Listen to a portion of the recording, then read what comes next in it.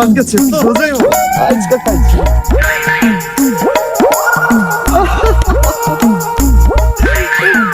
কি হয়েছে খুশি খুশি লাগতেছে কারণ মুরগি ঢুকে পানি ঢুকনি আরে বেটা মুরগি টুরগি বানাই বন্ধু কাহিনী হয়েছে কি